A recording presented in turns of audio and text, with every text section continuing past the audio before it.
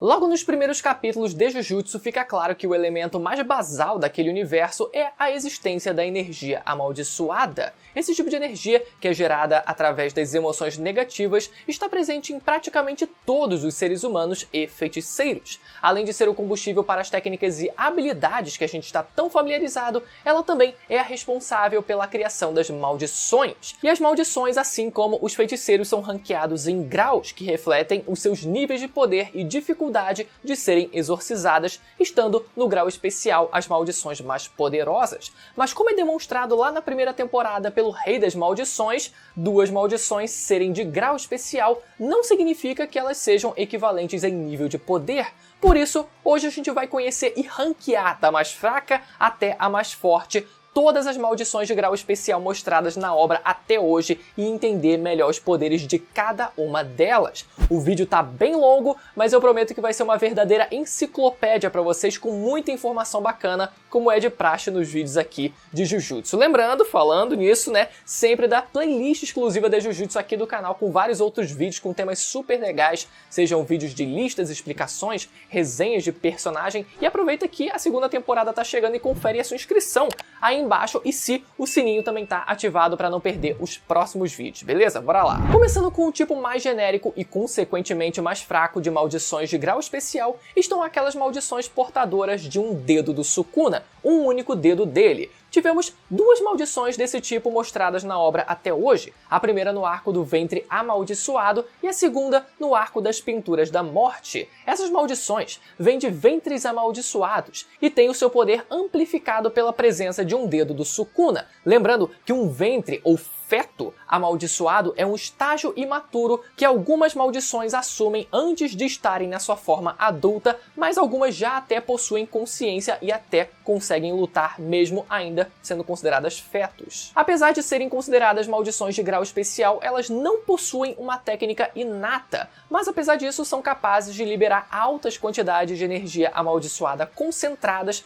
e envolvem o seu local de nascimento num domínio inato, além de atraírem outras maldições. A primeira é morta sem esforço pelo Sukuna e a segunda, que segundo o Megumi era consideravelmente mais forte que a primeira, é exorcizada por um golpe limpo do Shikigami Totalidade, que é aquela fusão dos dois lobos do feiticeiro. Agora, continuando com a lista, temos uma das 16 maldições de grau especial catalogadas, o espírito mitológico rancoroso Tamamono Mae. Essa é a maldição que o Suguru Geto usa no estágio final da sua luta contra o Yuta, lá no filme Jujutsu Kaisen Zero, que adapta os acontecimentos de antes do início da série. Ela está tão abaixo na lista porque não sabemos nada sobre os seus poderes e capacidades, já que foi derrotada em off-screen junto ao Geto pelo ataque da Rika, outra maldição de grau especial que vocês até já devem conhecer e em breve, né, vai aparecer também nessa lista. Mas dado o fato do Geto ter optado por usar ela diretamente ao invés de a converter em energia dentro do Uzumaki com as outras maldições, eu já considero o suficiente para colocar ela acima das maldições genéricas geradas pelos dedos do Sukuna. Agora, já começando com as maldições que tiveram mais detalhes sobre as suas capacidades mostradas, temos a divindade da varíola, que foi morta pela Mei Mei e seu irmão Ui Ui em Shibuya, né? Inclusive foi dito no databook que esses não são os nomes verdadeiros deles, fica aí a título de curiosidade.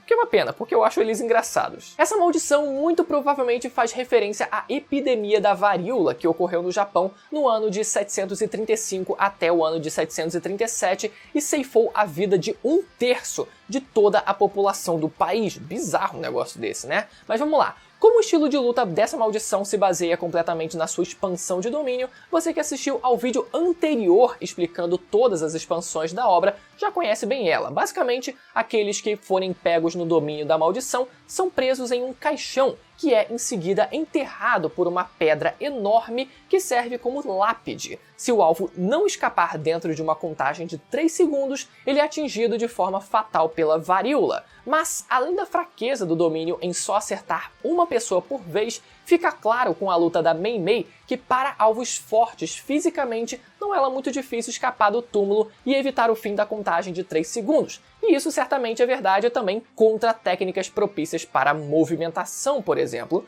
Então, no momento em que são contabilizadas técnicas de longo alcance e alto poder destrutivo combinadas com técnicas antidomínio, fica evidente que personagens mais versáteis teriam pouquíssimos problemas contra essa maldição, mesmo no 1 contra 1 e sem expandir um domínio próprio. Em seguida, temos a maldição sem nome confirmado que o Kenjaku usa na sua luta contra a Yuki Tsukumo. Assim como a Tamamo no Mae, não conseguimos ver muito dessa maldição em combate, já que ela é derrotada por um único golpe certeiro da feiticeira de grau especial, mas pela descrição dos seus poderes e suas referências culturais, eu já acho que é o suficiente para ela estar na frente, por exemplo, da divindade da varíola. Tivemos um pequeno vislumbre do que ela é capaz de fazer, já que a maldição é mostrada erguendo diversos soldados da Casa Branca na visita do Kenjaku aos Estados Unidos. Não é um exagero pensar que o que a maldição fez foi interagir com o conceito de gravidade relativo a esses soldados, fazendo-os flutuar sem rumo.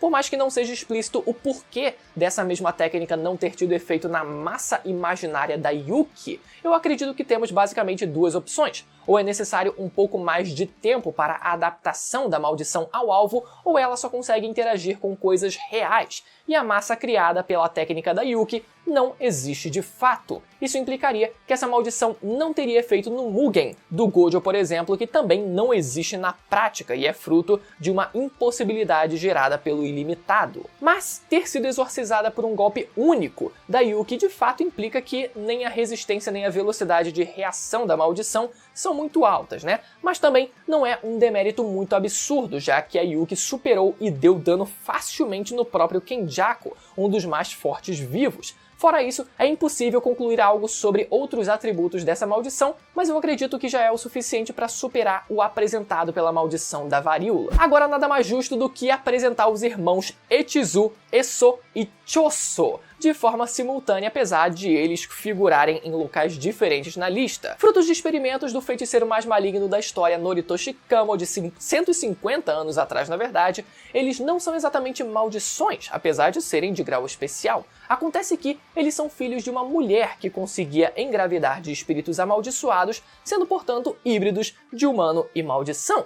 Inicialmente, eles se apresentam como pequenos fetos que são objetos amaldiçoados de grau especial, que se forem ingeridos por humanos, conseguem tomar o corpo e encarnar como um híbrido de humano e maldição, que podem ser vistos até por não feiticeiros, já que eles acabam possuindo um corpo físico. Existem no total 9 fetos amaldiçoados do tipo Pinturas da Morte, mas vemos somente esses 3 encarnados e sabemos que são os mais fortes dos 9, e todos os 3 possuem poderes relacionados a sangue. Começando pelo mais fraco desses 3, temos o caçula Echizu. Esse é certamente o irmão com menos feitos dos 3. No fim das contas, o personagem tem apenas um golpe acertado, que é o sangue que ele cospe no rosto do Itadori. Sua resistência, força física e velocidade em combate não ganham qualquer destaque e ele fica em um estado crítico depois de um único flash negro do Itadori, sendo finalizado depois pela Nobara. Seu sangue, assim como o de seus irmãos, é venenoso, mas é necessária uma quantidade bem grande para que apenas o contato mate um feiticeiro envenenado.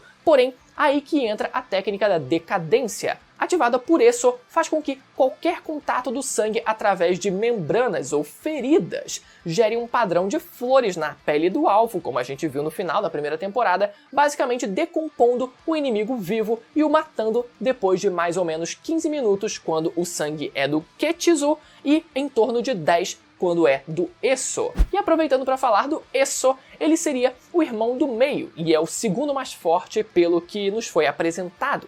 Também lutando com sangue, Eso é o primeiro personagem a mostrar uma técnica máxima, o Rei das Asas. O híbrido manipula o sangue tóxico de suas costas para formar asas e se alçar para cima, podendo também ser atirado em todas as direções e fazer até pequenas curvas quando preciso, sendo letal a longa e média distância quando combinado com a decadência. O que causou a queda desses dois híbridos foi principalmente a técnica de ressonância da Nobara, como a gente viu, que forçou o Eso a desativar a decadência, mas não é difícil imaginar que oponentes de alto nível consigam derrotar os irmãos, mesmo estando vulneráveis à decadência também. No caso do Echizu, é até provável que ele perca para maldições mais abaixo da lista com altíssima facilidade devido à sua falta de feitos e habilidade. Eu aproveitei para falar dos três juntos para preservar a continuidade do vídeo, mas eu quero deixar claro que por nível de poder eu acredito que nem o Echizu nem o Eso sejam capazes de escapar, por exemplo, do domínio da divindade da varíola. Agora sobre o mais velho das pinturas da morte, vamos falar sobre o Choso. Dentre os seus irmãos, ele é certamente o com aparência mais humana. O híbrido possui a técnica herdada do clã Kamo, a manipulação de sangue. E como uma das três técnicas herdadas mais relevantes, ela é extremamente versátil e consistente. Choso se mostrou capaz de usar um grande arsenal de técnicas, dentre elas vale citar o sangue perfurante, a supernova e o meteorito, que nesse último caso condensa muito o sangue e o endurece, criando um pequeno meteorito que pode ser atirado em alta velocidade. Essa técnica também pode ser usada dentro do corpo para endurecer os membros, mas há grande risco de causar trombose. Bem específico, né? Bem específica essa fraqueza. Além de várias outras técnicas que não dá tempo de citar aqui, incluindo copiar parcialmente o Rei das Asas de seu irmão, Choso possui um combate no corpo a corpo de nível altíssimo, conseguindo competir diretamente com a maestria do Yuji. É um excelente estrategista e o veneno no seu sangue é muito mais eficiente que o de seus irmãos, mesmo sem a decadência. Outra enorme vantagem que garante ao personagem uma posição acima do restante já citado é que ele pode transformar sua energia em sangue por ser uma maldição, acabando com o risco natural ligado à manipulação de sangue. Na sequência temos outra das 16 maldições de grau especial e jogador do jogo do abate, em oitavo lugar, Kurorushi. Se sentimentos negativos geram maldições, nada mais justo do que existir uma maldição com temática de baratas. A maldição, que apesar de conseguir falar, age puramente por instinto, consegue criar enxames de baratas reais e reforçá-las com energia amaldiçoada, o que é um problema até para feiticeiros fortes. Yuta, por exemplo, lida com essas baratas usando uma grande liberação de energia, mas é perceptível que aqueles focados no corpo a corpo e sem essa capacidade teriam sérios problemas em sobreviver à onda de animais famintos reforçados com energia.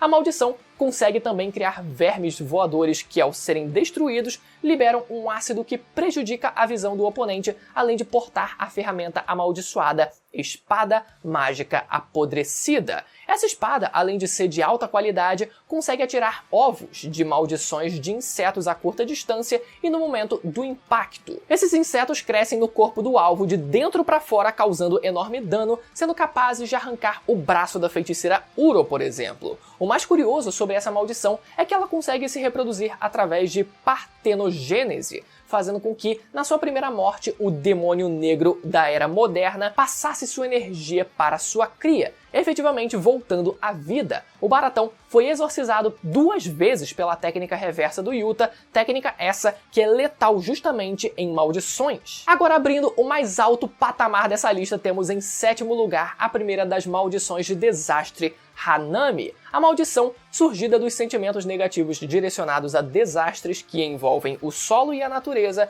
tem uma resistência sem igual entre os personagens da série. Hanami foi capaz de quebrar a espada da Miwa empunhada pela Maki, resistir sem muitos esforços a um combo executado pelo Shikigami, totalidade do Megumi, incluindo o próprio Megumi e a Maki, ambos portando ferramentas amaldiçoadas, e o mais impressionante que foi sobreviver a 5 fulgores negros do Itadori e um golpe do Todo com a nuvem lúdica. Vale dizer aqui que o próprio autor da obra confirmou no extra de número 4 do volume 6 que caso o Jogo, que é confirmadamente mais forte que a Hanami, recebesse aquela sequência performada pelo Itadori e o Todo, ele morreria, o que comprova a resistência anormal da maldição. Fora isso, a maldição é bem rápida, possui uma quantidade enorme de energia amaldiçoada, capacidade de esconder sua presença e um arsenal bem decente de técnicas. Raízes gigantescas para criar terreno, atacar e defender, brotos que se alimentam da energia amaldiçoada do oponente até matá-lo. Já as suas plantas de desastre possuem uma versatilidade enorme, além de que são criadas do zero com energia e não manipuladas de plantas reais, ou seja, aumentando sua velocidade e elemento surpresa. Eu só coloco a Hanami em último dentre as maldições de desastre porque ela não mostrou sua expansão de domínio, antes de acabar sendo exorcizada pelo Satoru Gojo, mas certamente não é uma maldição que deve ser subestimada e pode muito bem estar acima do próximo da lista por causa de compatibilidade elemental. Continuando com as maldições de desastre, temos em sexto lugar aquela que representa os desastres com ligação ao mar e a água Dagon. Com o nome baseado num conto famoso de H.P. Lovecraft focado em mistérios do mar, Dagon passa a maioria do seu tempo na história como um ventre amaldiçoado, que é aquela forma pequena de um polvo meio humanoide, totalmente fofinho e aparentemente inocente, né? Mas quando ele percebe que a Hanami havia sido morta, a explosão de raiva repentina faz com que ele evolua para a sua forma final. E já transformado, Dagon, assim como Hanami, é extremamente resistente a ponto de aguentar sem dificuldades ataques combinados do Naobito e do Nanami, ambos feiticeiros de grau 1, juntamente da Maki. Nanami inclusive comenta que é como se o Dagon tivesse vida infinita, e essa resistência só é colocada em xeque de verdade pelo Toji, usando a nuvem lúdica, ferramenta amaldiçoada que fica mais forte baseado em quem a está portando. Dagon também possui quantidades altíssimas de energia amaldiçoada, conseguindo criar ondas de forma repentina e grandes volumes de água do zero, sendo um grande perigo em ambientes fechados, além de uma grande força física, fazendo Maki pensar se seria morta por um ataque quase casual caso o Naobito não intervisse com a sua técnica. E para completar, o Dagon possui noções afiadas de combate e uma expansão de domínio capaz de lidar com vários alvos de uma vez e que é um pesadelo para lutadores corpo a corpo, que eu explico em detalhes no vídeo passado sobre as expansões de domínio. Agora, abrindo o top 5, temos em quinto lugar, obviamente, a maldição que representa o medo dos humanos da Terra e de desastres relacionados a ela, Jogo. Certamente uma das maldições mais subestimadas da obra, mas com os designs mais únicos dela, né, e mais marcantes, já que ele teve duas grandes lutas e acabou perdendo as duas. Só que um detalhe crucial é que essas duas derrotas foram para Satoru Gojo e Ryomen Sukuna, os personagens mais fora da curva de Jujutsu, o que, convenhamos, né, não é muito demérito. Mas então, vamos ver o que faz com que ele esteja tão em cima nessa lista. Vamos lá.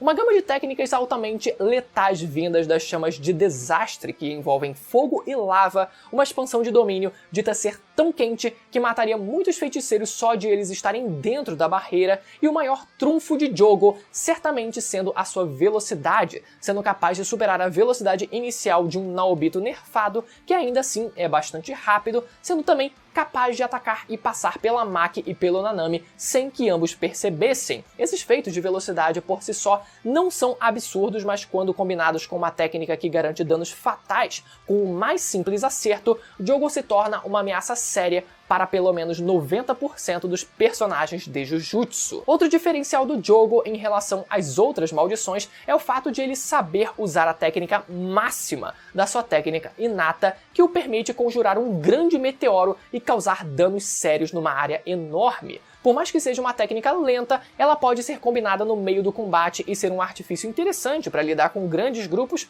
ou como um ataque surpresa dependendo das circunstâncias e do ambiente. Por mais que ele seja menos resistente que, por exemplo, a Hanami e o Dagon, o Jogo ainda assim não é facilmente morto, aguentando diversos golpes do próprio Gojo, inclusive o seu brilho vermelho a queima-roupa. Agora, talvez uma decisão polêmica, temos em quarto lugar a rainha das maldições, Orimoto Rika. Rika, a gente sabe, era só uma garotinha de 11 anos que, apesar de estar envolvida em acontecimentos no mínimo estranhos, né, naquela época, como a morte misteriosa da sua mãe e o desaparecimento do seu pai, pode ser considerada uma pessoa normal no mundo de Jujutsu, uma vez que nem ela nem a sua família possuem relação com a feitiçaria. Rika conhece Yuta, da mesma idade, né, e os dois acabam se gostando, porém, quando a Rika acaba morrendo em um acidente, o Yuta, de forma acidental, amaldiçoa a alma da amada, gerando o espírito amaldiçoado vingativo de grau especial que conhecemos. Por mais que Yuta não soubesse, ele é um descendente distante de Sugawara no Michizane, provável fundador do clã Gojo e um dos grandes espíritos vingativos. E devido a essa relação sanguínea, Yuta possuía desde criança um estoque surreal de energia amaldiçoada, fazendo com que o espírito amaldiçoado gerado por ele fosse também de grau especial. Rika é descrita por Suguru Geto no filme Zero como uma fonte inesgotável de energia amaldiçoada que pode mudar livremente, e isso permite que o Yuta copie outras técnicas amaldiçoadas usando a maldição como um catalisador. Agora é importante esclarecer 2 pontos. Primeiro, por que a Rika está nessa posição na lista? Leitores mais atentos podem questionar a Rika acima de maldições como o Jogo, uma vez que a Rainha das Maldições, por mais que seja uma maldição de mais alto nível em todos os aspectos físicos e energéticos, não demonstrou grandes sinais de inteligência e independência, e serve mais como uma das armas do Yuta em combate do que um ser individual propriamente dito, né? Bem, isso é de fato verdade, a Rika age apenas via instinto e ordens, mas sempre com o Yuta em mente. Entretanto, é justo considerar a Rika sob o comando do Yuta, uma vez que é a forma com que ela sempre se apresenta, ao contrário de maldições como a divindade da varíola, que são subordinadas ao Kenjaku devido à manipulação de espíritos, mas agem individualmente dentro do combate. Pensando na Rika lutando sozinha sem qualquer relação com o Yuta, podemos imaginar que ela perderia sim para diversas maldições que foram colocadas abaixo dela, já que ela não parece, ser muito inteligente e não sabemos como ela lidaria com um domínio, por exemplo. Mas eu acredito que não seja uma comparação justa dada a natureza dela. E o segundo ponto é qual Rika está sendo analisada aqui, a do filme Zero ou a atual do mangá? Para essa análise eu considerei a Rika antes de ser libertada da sua maldição, ou seja, a Rika do filme. A Rika atualmente é uma cópia da antiga deixada para o Yuta, que serve basicamente como um backup de energia e técnicas para o feiticeiro, mas ela só se manifesta por completo durante 5 minutos e, dadas suas peculiaridades, é até difícil chamar essa cópia de maldição, não é verdade? Então, certamente o que está sendo considerado aqui é a Rika do filme, só para deixar claro. Enfim, tendo esclarecido os principais pontos sobre a Rika, vamos ao terceiro lugar com o espírito vingativo do Naoya do clã Zenin. Naoya era um feiticeiro de grau 1 do clã Zenin que, após ser derrotado pela Maki, é morto pela mãe dela sem usar energia amaldiçoada, o que faz com que ele reencarnasse como um espírito vingativo, mais especificamente um ventre amaldiçoado, ou feto amaldiçoado. Não é diretamente confirmado que o Naoya voltou como grau especial, mas considerando seu nível de poder antes da morte e a sua evolução como espírito vingativo, essa é uma conclusão quase que óbvia. Fazendo até uma pequena errata do vídeo das expansões, que foi o último vídeo aqui do canal, a técnica de projeção do Naoya permite que ele divida, na verdade, um segundo em 24 frames, atribuindo ações a cada frame e podendo pulá-los quando conveniente, contanto que não passe dos limites da lei da física e o quanto o seu corpo aguente. Por exemplo, se ele quer se mover em linha reta, ele pode pular partes da movimentação, o que acumula velocidade e gera um efeito parecido com um teletransporte na prática. E quando ele toca em alguém, essa pessoa é obrigada a se mover nessa mesma taxa de frames, caso contrário ela fica travada por um segundo. E o ato de pular frames e a repetição dessa técnica por vários segundos seguidos é o que permitiu o feiticeiro acumular momento e chegar a velocidades subsônicas. Porém, como maldição, o Naoya conseguiu quebrar facilmente a barreira do som, uma vez que o seu corpo não possuía as limitações da fisiologia humana e era, obviamente, mais adaptado a altas velocidades. Já na sua segunda forma, o Naoya atingia uma velocidade igual a 3 vezes a velocidade do som, graças ao seu novo corpo somado com sua técnica de projeção. Sua segunda forma se assemelha a um casulo gigante, e sendo altamente durável, o Naoya pode avançar com velocidade de Mach 3 e colidir com o alvo, obliterando completamente quase qualquer ser vivo que seja azarado o suficiente para estar no seu caminho. Toda essa energia ainda pode ser combinada de forma ainda mais criativa com a técnica de projeção, congelando desde o próprio alvo até o ar, permitindo grande versatilidade de golpes. E ao alcançar a sua terceira e última forma, o Naoya, já com o torso de sua forma humana saindo do casulo, consegue expandir o seu domínio, que aplica a técnica de projeção a todas as células, a cada célula do corpo de quem está dentro da barreira, obrigando elas a nível individual a seguir a regra dos 24 frames, fazendo com que elas se desalinhem completamente e causando danos letais. Naoya só pôde ser exorcizado pela Maki, que além de ser imune ao seu domínio por não possuir energia para a barreira conseguir rastrear, havia chegado ao seu auge físico e intelectual usando 100% do seu corpo. Agora, com a medalha de prata no nosso ranking, em segundo lugar temos a maldição humanoide Mahito.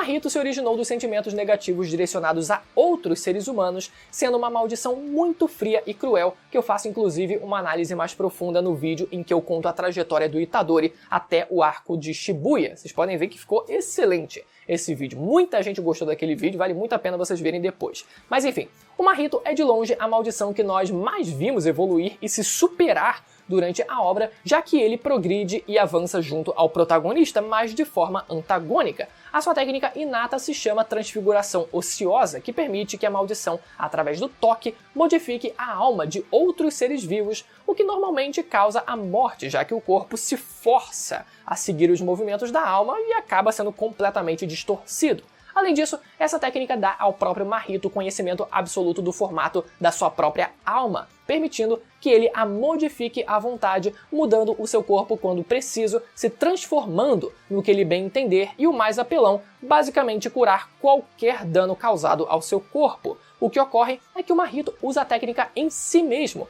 reformulando a sua alma, que força o corpo a se reconstituir, contanto que o Mahito mantenha, obviamente, o formato da sua alma e ele tenha energia para transfigurá-la, a maldição é praticamente imortal. Mahito tem picos de evolução enormes ao longo da história, além de ser altamente inteligente e adaptável. Ao longo da série, ele constantemente inventa técnicas novas e novas formas de usar as suas técnicas, conseguindo copiar a expansão de 0,2 segundos de Satoru Gojo, que eu explico no meu vídeo sobre as expansões, e modificar o seu corpo completamente para uma forma que ele considerava o seu verdadeiro eu, após ser colocado numa situação bem difícil no final do arco de Shibuya. Não é um exagero dizer que caso ele não houvesse sido morto, seu potencial de evolução seria infinito, e a sua fraqueza são apenas aqueles que conseguem dar dano diretamente na sua alma, e os únicos capazes de tal feito são aqueles que conhecem o formato de sua própria alma, como o Itadori, a Nobara e o número 1 incontestável da nossa lista que vem agora. Então, em primeiro lugar e com a grandíssima medalha de ouro e para surpresa de ninguém, temos o Rei das Maldições, Ryomen Sukuna. Sukuna, também já chamado de O Caído, foi um humano durante a Era de Ouro do Jujutsu 1000 anos atrás que, após ser morto por um esforço coletivo dos feiticeiros da época, se tornou um espírito vingativo com uma maldição tão forte que não foi possível destruir todo o seu corpo, sobrando os seus 20 dedos como objetos amaldiçoados indestrutíveis de mais alto nível. Agora, tendo hoje em dia o Yuji como seu receptáculo, Sukuna vem ficando cada vez mais forte à medida que o Itadori ingere mais dedos e recupera a maldição ao seu auge. Ainda não nos é claro quais as circunstâncias da sua morte e nem a sua transição para espírito amaldiçoado, inclusive tem todo um debate sobre a tradução correta da passagem que fala do passado do Sukuna, se ele perdeu como humano e etc, que a gente até pode trazer num outro vídeo, quem sabe? O que importa pra gente aqui nesse momento é que o Sukuna é a maldição que mais se assemelha à encarnação de uma calamidade natural. Ainda não sabemos o nome da técnica inata do Sukuna, por incrível que pareça, mas conhecemos algumas das suas habilidades que a gente já pode pegar como dica. Começando pelos seus dois cortes, primeiro temos o clivar, que pode ser ajustado dependendo da resistência e nível do alvo para cortá-lo com um só golpe, e já o desmantelar é o corte padrão usado em objetos inanimados e oponentes fracos, por exemplo. O Sukuna também mostrou, olha só que louco, conseguir usar fogo, ainda que não saibamos o nome, mas é forte o suficiente para ganhar até do fogo do Jogo, uma maldição de desastre de grau especial justamente focada em fogo, o que mostra o potencial desse golpe. E existem muitas teorias sobre qual seria a técnica inata do Sukuna, e uma delas é de que o Rei das Maldições possui uma técnica que gira em torno da preparação de alimentos, olha só, já que ele possui cortes para desossar e cortar carne, além do próprio fogo para cozinhar. Olha só que genial, né? O que ainda combina bastante com outro fator também, que é o fato do Sukuna ser um canibal. Sukuna também já foi desenhado segurando duas armas bem únicas que posso falar em outro vídeo, mas a principal delas é uma lança, que muitos dizem que irá fazer parte das habilidades do vilão, mas eu acho que vai ser na verdade uma lança real, ou seja, uma ferramenta amaldiçoada de grau especial. Não sabemos o limite de nenhuma das capacidades físicas do personagem, uma vez que ele não foi levado ao limite ainda. Então, só podemos teorizar sobre quais os seus picos lutando a sério e com os seus 20 dedos absorvidos, e isso ainda não aconteceu. Lembrando que, com 15 dedos, ele foi capaz de obliterar a maldição Jogo. E o que conhecemos do Arsenal do Rei, temos a sua expansão de domínio, que é o Santuário Malevolente. Tendo um alcance de no máximo 200 metros e com um refino quase divino, essa expansão não prende o alvo numa barreira, mas sim dá a ele a condição de sair, o que forma um pacto, que possibilita a expansão ter um alcance tão brutal. É aquela máxima em Jujutsu e até em Hunter x Hunter, né? Quanto maior o risco, maior também o seu retorno. E essa expansão, em resumo, corta tudo ao seu alcance até não sobrar nada, sejam pessoas, prédios ou maldições. Tudo no alcance efetivo é reduzido a nada, sendo responsável por um enorme massacre no centro de Shibuya que eu já citei em outros vídeos. Não existe qualquer dúvida quanto ao primeiro lugar. Ah, mas se fulano de tal, não existe. Esse primeiro lugar pertence de fato ao Rei das Maldições. Então galera, como deu pra ver ao longo do vídeo, muitos tópicos são especulativos e abertos a debates. Essa lista não tem a pretensão de ser um guia 100% certeiro à verdade absoluta, mas sim a minha visão sobre as maldições de grau especial. Um vídeo bem informativo e alguns pontos, né, também de discussão e especulação. Deixe nos comentários no que você discorda ou concorda e, por fim, eu recomendo que você assista agora o meu último vídeo sobre as expansões mais poderosas de Jujutsu. Você sabia que existiam 14? Na verdade existem 15. Confere no vídeo que você vai ficar espantado quantas existem nesse universo. Ou você pode também clicar direto na playlist e maratonar todos os vídeos de Jujutsu que vai aparecer desse outro lado aqui do vídeo, beleza? Até a próxima, tchau!